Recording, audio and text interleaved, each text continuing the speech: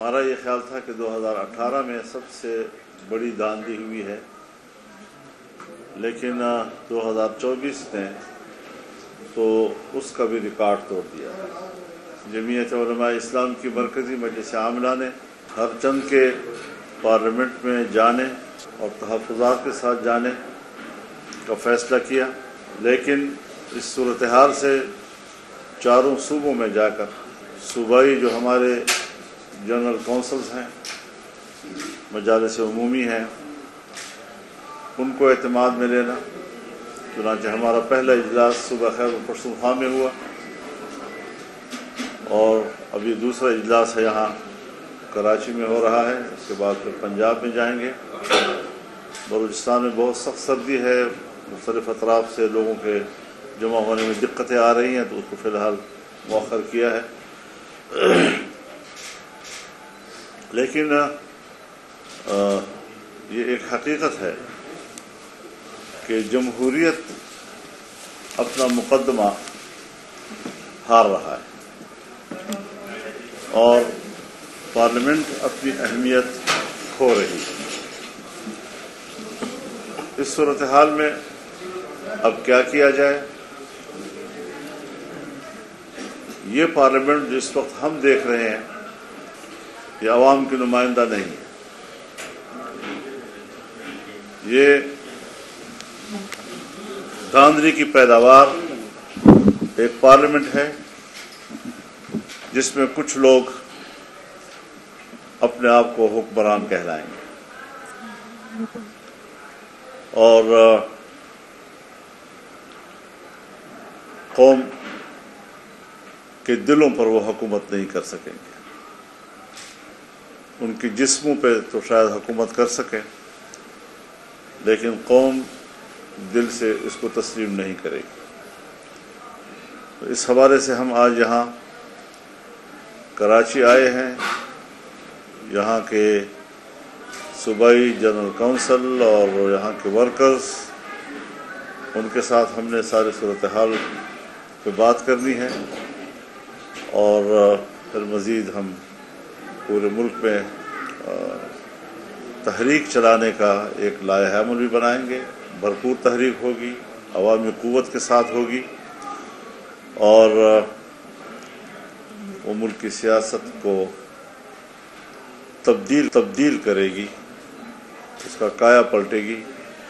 حالات اس طرح نہیں رہیں گے جس طرح کے ہم پہ مسلط کیے جا رہے ہیں۔ یہ حالات ہم نہ تسلیم کرتے ہیں، نہ اس کو ہم قبول کرتے ہیں۔ اس کے خلاف بھرپور عوامی رد عمل آئے گا، لیکن ہم اس کو منظم طریقے سے آگے بڑھانا چاہیں گے۔ مزید اگر آپ حضرات کا کوئی سوال ہو تو ون بائی ون کر لیں۔ نواز شریف سے کیا شکوے، کیا شکایت آپ نے کی؟ اور زرداری صاحب کہتے ہیں کہ آپ کو منا لیں گے، کیا آپ کو منانے میں کامیاب ہوں گے؟ دوبارہ کوئی شامل ہوں گے؟ دیکھیے، ہمارا کوئی ذاتی جھگڑے کسی کے ساتھ نہیں ہے کہ وہ ہمیں منا لیں گے۔ مسئلہ قوم کا ہے، مسئلہ عوام کا ہے۔ انہوں نے اقتدار کی کرسی کو شاید اپنی جاگیر سمجھ لیا ہے۔ وہ سمجھتے ہیں ہم پوری اسمبلی جو ہے وہ پیسے کی طاقت پر خرید لیتے ہیں۔ چنانچہ سندھ اسمبلی خریدی گئی ہے، بلوچستان اسمبلی خریدی گئی ہے اور مختلف صوبوں میں انہوں نے جو پیسہ انویسٹ کیا ہے، پیسے کی بنیاد پر اگر ملک کی حکومت چلنی ہے اور اسمبلیاں خریدنی ہیں تو پھر ظاہر ہے کہ ہم تو فارغ ہیں۔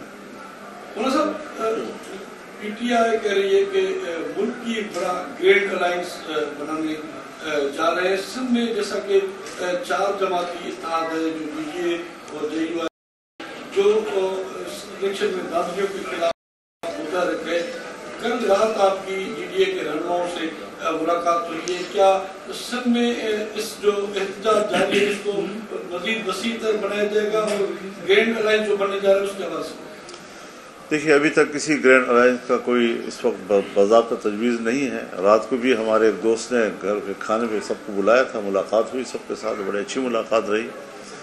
تو یہ ملاقاتیں ہونی چاہیے، اس میں مذاکرہ ہوتا ہے، اس میں ڈیبیٹس ہوتی ہیں، حالات کو سمجھا جاتا ہے اور یہ ہمیں اندازہ لگانا ضروری ہے کہ ہم آئین و قانون کے حدود میں رہتے ہوئے سسٹم کو لیتے ہوئے آپ شہباز شریف صاحب کے جو اظہار رائے استعمال کریں، اور اس وقت نوجوان نسل میں بہت زیادہ شدت آ رہی ہے، اور ملک کے اندر ایک نظریہ تو نہیں ہے، بہت سے لوگ اپنے نظریوں کے حامل ہیں. کچھ لوگ ویسے ہی اسمبلیوں سے مایوس ہیں، ایک زمانہ ہو گیا کہ مایوس ہیں، مزید ان کو اسمبلیوں اور جمہوریت سے مایوس کیا جا رہا ہے. ایک طبقہ وہ بھی ہے جو بالکل جمہوریت کو کفر سمجھتا ہے. ہم نے اس ماحول میں جمہوریت کے ساتھ کھڑے ہونے کا فیصلہ کیا. ہم نے آئین اور قانون کی روشنی میں جمہوریت کی تشریح کی اور لوگوں کو اس کی طرف آمادہ کیا. یہ ساری قربانیوں کے باوجود کون ہے جو ہمارے اس حق پہ ڈاکہ ڈالتا ہے؟ ہم کوئی ڈاکہ تسلیم نہیں کرتے. ہم ڈاکہ ڈالنے کو مجرم سمجھتے ہیں. لاکھ دفعہ وہ اسٹیبلشمنٹ ہو، لاکھ دفعہ وہ فوج ہو، لاکھ دفعہ وہ مسلح قوت ہو، لیکن جبر کو جبر کہا جائے گا، اس کو کبھی عدل تسلیم نہیں کیا جا سکتا. اچھا حضرت یہ بتا دیں، یہ کہا جا رہا ہے کہ جس طرح سے پہلے عام لوگ بھی یہ کہتے ہیں کہ زرداری صاحب سے بھی آپ کی دوستی، میاں صاحب سے بھی آپ کی دوستی رہی ہے اور اب بھی ہے، تو اس وقت ایسے کون سی وہ چیز سامنے آئی کہ آپ اتنے ان سے دور ہوئے؟ دوسری یہ کہ کس کو سمجھتے ہیں کہ اسمبلیاں خریدنے کا آپ کن کو کہہ رہے ہیں، اور اصل ذمہ دار کون ہے جنہوں نے یہ سب کچھ کیا ہے؟ میں بڑی وضاحت کے ساتھ عرض کر دینا چاہتا ہوں کہ پیپلز پارٹی کو اور مسلم لیگ نون کو تقریباً وہی مینڈیٹ ملا ہے 2018 میں ملا تھا. پھر اس وقت دھاندلی کیوں تھی اور آج دھاندلی کیوں نہیں؟ پی ٹی آئی کو وہی تقریباً مینڈیٹ ملا ہے جو 2018 میں ملا تھا. اس وقت دھاندلی نہیں تھی، آج دھاندلی کیوں ہے؟ دونوں سے سوال ہے. لیکن جمعیت علماء اپنے اصولی موقف پہ قائم ہے. دھاندلی 18 میں ہوئی ہے تب بھی دھاندلی ہے، دھاندلی 2024 میں ہوئی ہے تب بھی دھاندلی ہے. جہاں تک پارٹیوں کا تعلق ہے، ضرور سب دوست تشریف لائے ہیں، ان کے اکابرین تشریف لائے ہیں، ہم نے ان کو احترام دیا ہے. احترام کا رشتہ تو پہلے بھی رہا ہے، آئندہ بھی رہے گا.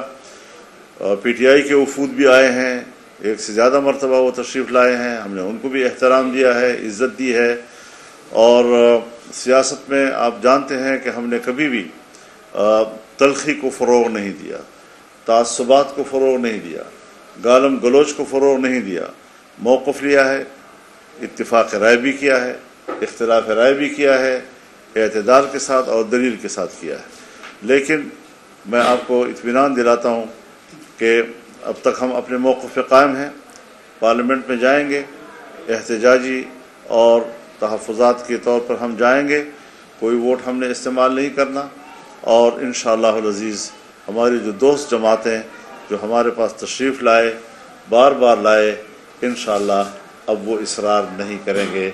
ہم نے اپنے موقف ان کو تقریباً منوا لیا ہے. مولانا صاحب، آپ پی ڈی ایم کی سربراہی کی اس زمانے میں آپ کی اس وقت کی فوجی قیادت سے ملاقاتیں بھی ہوئی، لیکن یہ کیسے ہو گیا کہ مسلم لیگ نون اور پیپلز پارٹی کو تو ان کی ساری سیٹیں مل گئی، لیکن جن سیٹوں پہ آپ سمجھتے تھے آپ کو امیدوار دکھنا چاہیے، نہ صرف آپ بلکہ مذہبی جماعتوں کو اس الیکشن میں بڑا دور پرے رکھ دیا گیا ہے. تو آپ کیا سمجھتے ہیں اس کے ذمہ دار کیا وہی قوتیں جو 2018 میں جنہوں نے الیکشن؟ جی بالکل وہی قوتیں ذمہ دار ہیں.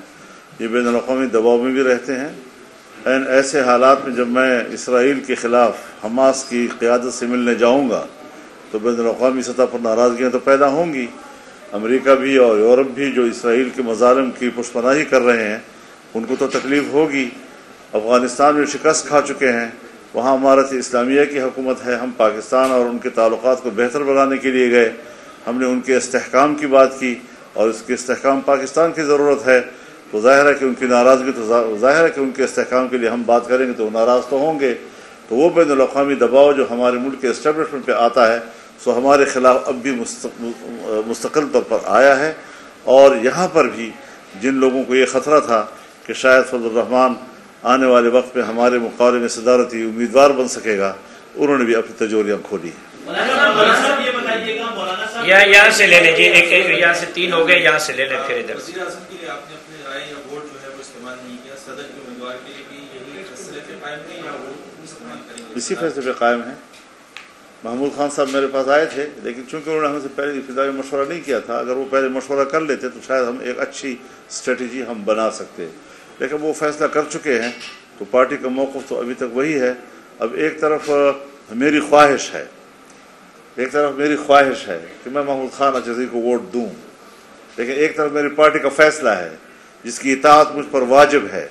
तो ख्वाहिश और वाजिब का जब मुकाबला होता है तो वाजिब की इताअत करनी होती है, ख्वाहिश की नहीं। अच्छा, मौलाना साहब मुझे ये बताइएगा जरा, अगर आप असेंबली जाते हैं तो सुन्नी इत्तेहाद कौंसिल के नुमाइंदों के साथ बैठेंगे या हुकूमत के नवाज शरीफ और नून लीग या पीपल्स पार्टी के नुमाइंदों के? बेटा, आप लोग मेरे ख्याल में पार्लियामान के निज़ाम से वाकिफ़ नहीं है। पार्लियामान में अपोजिशन होती है, हुकूमत होती है। हम अपोजिशन बेंचों पर बैठे हैं, वो जहाँ भी होंगी तो जिस्म से तो मेरी कोई लड़ाई नहीं है ना, फिक्र और जहन और दिमाग से कोई इख्तलाफ हो सकता है, लेकिन जहाँ पर भी अपोजिशन की नशिस्तें होंगी वहीं पर हम भी बैठे होंगे।